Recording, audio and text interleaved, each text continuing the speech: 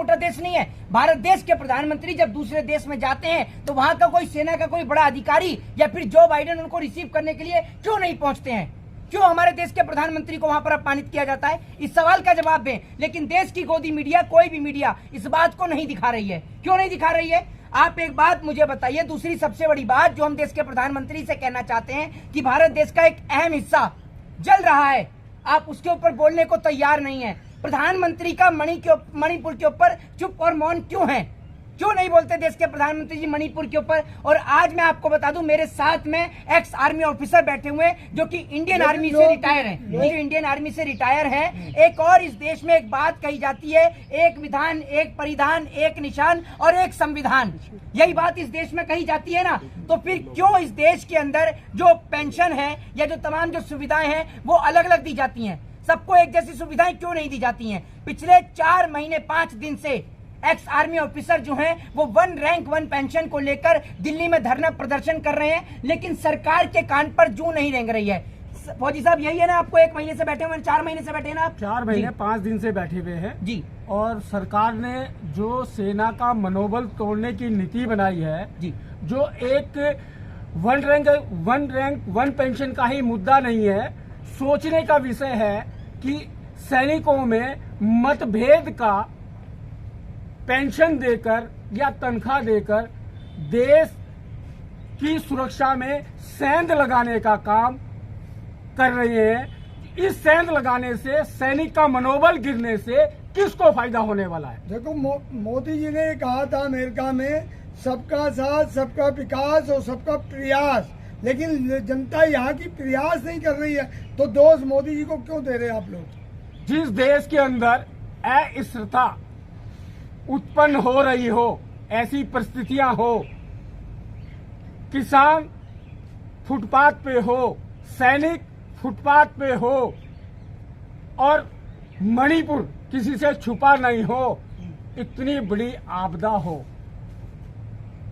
और फिर बहुत सी चीजों में भाग लिया जा रहा हो, इसको इस देश के लिए बड़ी विडंबना ही कहेंगे कि यह बहुत बड़ी विडंबना है कि इस देश की समस्याओं से बढ़कर विदेशी दौरा हो गया। विदेश नीति मजबूत करना भी तो जरूरी देखिए, मैं आपको एक बात बता दूं, जिस देश के अंदर आप और हम हर त्योहार मनाते हैं, दिवाली आ गई, दिवाली गई तो ईद आ गई, ईद गई तो रमजान आ गया, रमजान गया तो होली आ गई, होली गई तो राखी आ गई, राखी गई तो सावन आ गया। कोई ना कोई त्योहार इस देश में आता रहता है। लेकिन कोई मुझे इस सवाल का जवाब दे कि जो फौजी ना कोई त्योहार मनाने के लिए अपने घर पर आता है, जो फौजी अपनी बहन से अपनी कलाई के ऊपर राखी नहीं बंधवा पाता, जो फौजी इस देश के अंदर ईद नहीं मना पाता, दिवाली नहीं मना पाता, ईद, दिवाली, होली, रमजान कोई छुट्टी नहीं पा पाता, वो फौजी पिछले 4.5 महीने से सड़कों के फुटपाथ पर बैठे हुआ है। लेकिन देश की सरकार के कान पर जूं नहीं रेंग रही है।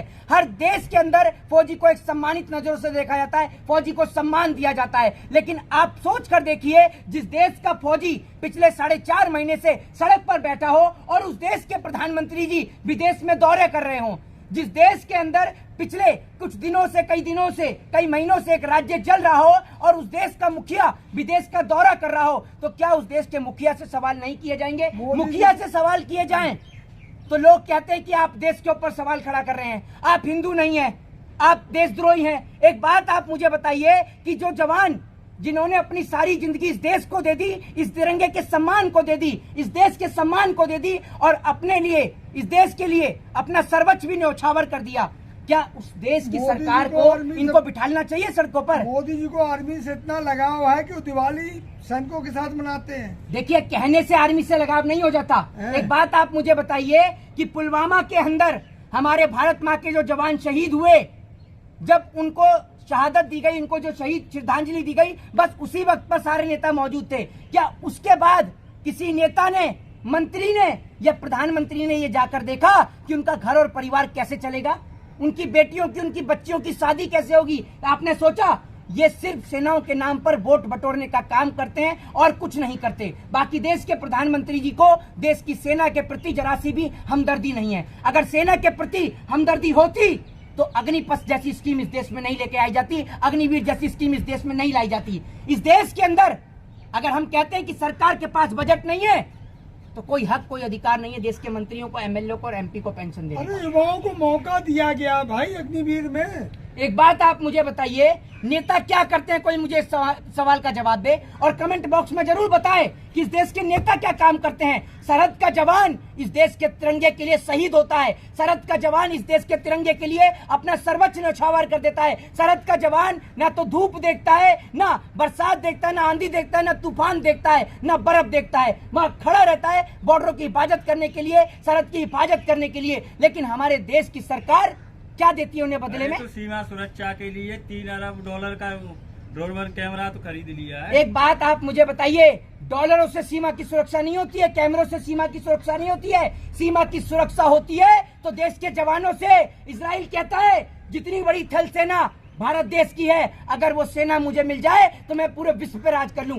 हमारे देश के लोगों के अंदर एक क्रेज होता था इंडियन आर्मी का, भारत माँ की रक्षा करने का। उसके बाद देश की सरकार बताती है, देश की सरकार कहती है कि आप व्यापार कर सकते हैं, आप उद्योगपति बन सकते हैं, आप ये काम कर सकते हैं, वो काम कर सकते हैं। मैं कहना चाहता हूं कि अगर इनको व्यापार करना होता तो ये मेहनत करके अपना फिजिकल क्लियर करके इंडियन आर्मी में नहीं जाते, क्योंकि इनको पैसे से मतलब नहीं होता, इनको मतलब अपने देश से होता है। और आज हमारे देश की सरकार नेता मंत्रियों की, एमएलए और एमपीओ की पेंशन और तनख्वाह बंद नहीं होती है, बढ़ जाती है। लेकिन देश के जवानों को पेंशन देने के लिए सरकार कहती है हमारे पास पैसा नहीं है, तो राजकोष खाली हो गया है। मोदी जी विदेश नीति को मजबूत कर रहे हैं। हाँ। सर, विदेश नीति मजबूत करना कहो, आप चाहे कुछ भी कहो, हम वो सैनिक हैं, हमारे दिल में इस देश के लिए इतना समर्पण भाव है।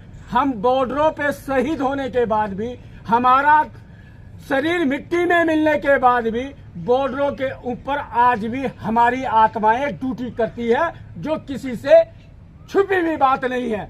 हम उस समर्पण भाव को इस देश के प्रति रखते हैं और आज हम फुटपाथ पे बैठे हुए हैं। दूसरी बात, आज तक इस देश ने हम जैसे डिसबल्ड सैनिकों को और जो शहीदों की वीर नारियां हैं, इस देश की जितनी भी पेंशन की जो श्रेणी है उसमें सबसे निचले पायदान पे है। इस सवाल के बारे में आप पत्रकार महोदय, इस देश के देशवासी और इस देश की सरकार क्या कहना चाहती है? हमने ऐसे कौन सा बड़ा गुनाह कर दिया जो डिसबल्ड हो गए या हमारे भाई शहीद हो गए, जिनकी परिवार की पेंशन और हम डिसबल्ड सोल्जरों की देश के सबसे निचले पायदान पे? तो यह समस्या मोदी जी के आने से थोड़ा हुई, तो पहले से आप लोगों की समस्या है। मोदी जी ने देने का वादा किया, ये विश्वास है।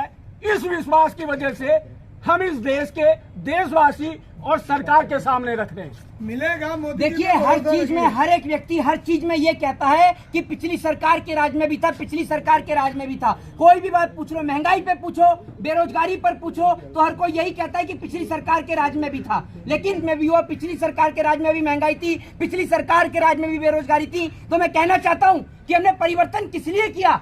हमने परिवर्तन इसलिए किया कि जो पिछली सरकारों के राज में नहीं हो पाया वो शायद मोदी सरकार के राज में होगा। तभी तो इस देश की जनता ने परिवर्तित किया।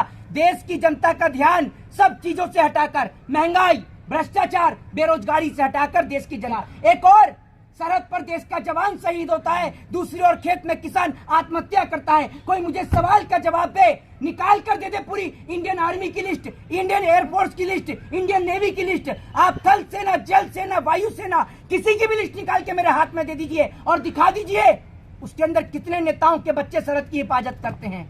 अगर जल सेना में कोई हमारा जवान शहीद होता है तो वो किसी किसान का बेटा होता है। थल सेना में हमारे देश का कोई जवान शहीद होता है तो वो किसी किसान का बेटा होता है, किसी मजदूर, किसी आदिवासी का बेटा होता है। अगर हमारा एयरफोर्स में कोई भाई जवान शहीद होता है तो वो किसी गरीब किसान का बेटा होता है या मजदूर का बेटा होता है। कोई नेता का बेटा ना कभी सरहद पे शहीद होता और ना कभी कोई आत्महत्या करता। आत्महत्या करने वाला या तो इस देश में गरीब किसान और मजदूर होता है या फिर इस देश का जो मामूली निचले स्तर का वर्ग है, बस वही। 1966 ताशकंद समझौता, जिसमें हमने इस देश के प्रधानमंत्री लाल बहादुर शास्त्री को खो दिया। उस ताशकंद समझौते से पहले जो जवाब पाकिस्तान को मुंह तोड़ देने का काम भारत देश के प्रधानमंत्री लाल बहादुर शास्त्री ने किया, वो किसी सरकार की औकात नहीं है जो करके दिखा दे। और आप कहते हैं कि डंका नहीं बजता था।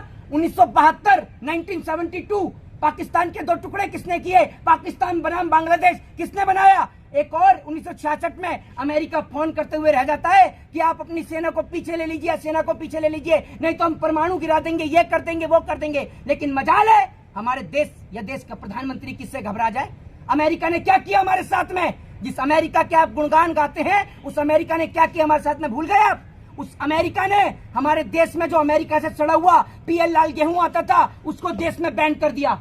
वो गेहूं हमारे देश में आता था जो वहां पशु भी नहीं खाते थे, उसको भी बैन करने का काम किया। लेकिन उस वक्त के प्रधानमंत्री ने हार नहीं मानी, नारा दिया जय जवान जय किसान का नारा। और आज हमारा देश सक्षम है, समृद्ध है, तो उसके पीछे उन तमाम प्रधानमंत्रियों का हाथ है, चाहे वो किसी भी जाति, किसी भी धर्म, किसी भी मजहब या किसी भी दल से हो, चाहे फिर वो आपके अटल बिहारी वाजपेयी हो, चाहे फिर वो आपके लाल बहादुर शास्त्री हो, चाहे फिर वो चंद्रशेखर हो, सभी का एक अहम और विशेष योगदान रहा। और क्या किया नरेंद्र मोदी जी ने?